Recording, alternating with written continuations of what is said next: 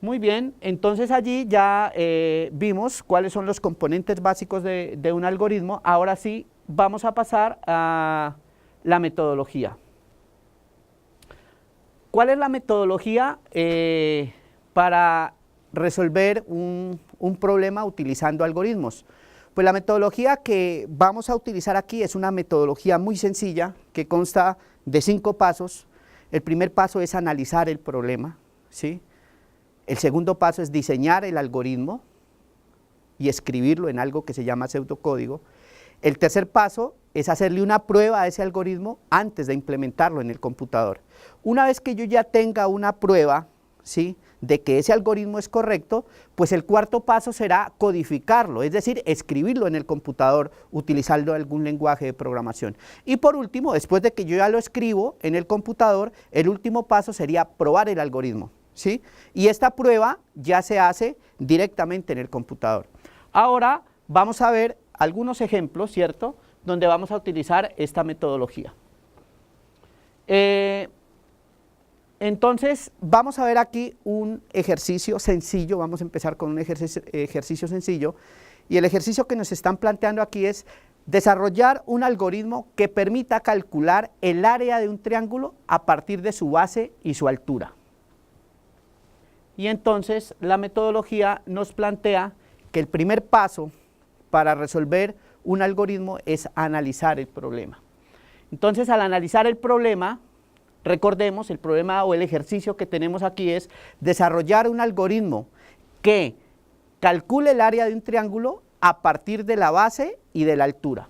Entonces, en este caso, el primer paso de la metodología es analizar el problema. Ahora, analizar el problema consiste de 4 pasos principales que es primero definir el problema, identificar las variables de entrada, identificar las variables de salida y luego identificar cuál es ese proceso. Entonces tenemos cuando yo hago el análisis inicial de un problema, lo que estoy haciendo es aquí, identifico la entrada, ¿sí?, identifico la salida y luego pienso en el proceso.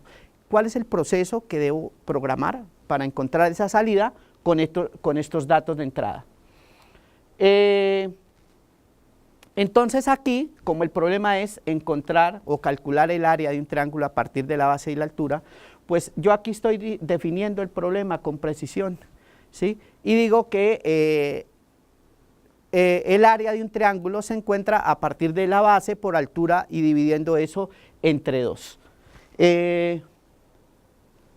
Entonces aquí los datos de entrada, siguiendo la metodología, recordemos primero los datos de entrada. ¿Cuáles son los datos de entrada que me están dando aquí? Entonces los datos de entrada son la base y la altura. Yo debo tener claro eso, los datos de entrada son la base y la altura. ¿Cuál es la salida? Perdón, entonces ¿cuál es la salida? La salida en este caso sería el área del triángulo. ¿Listo?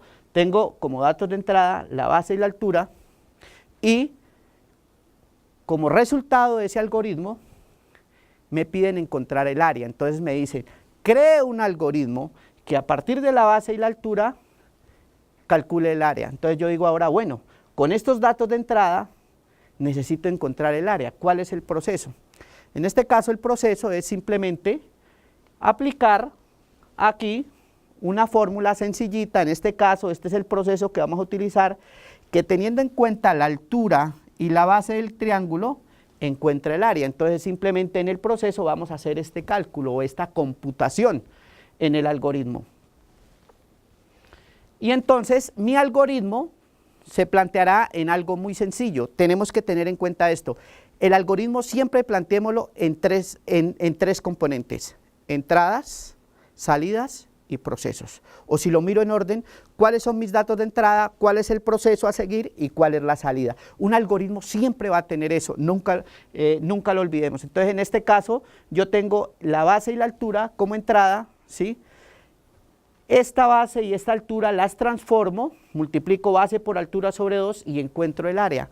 Y esa área que encuentro es la que le mostraré al usuario, o le mostraré cuál es el resultado. Entonces, aquí esas variables o esos datos de entrada que nosotros vemos aquí pueden ser de diferentes formatos. podrían ser números, pero también podrían ser textos. Los computadores actualmente trabajan con diferentes variables. Hoy vamos a trabajar con números, ¿cierto?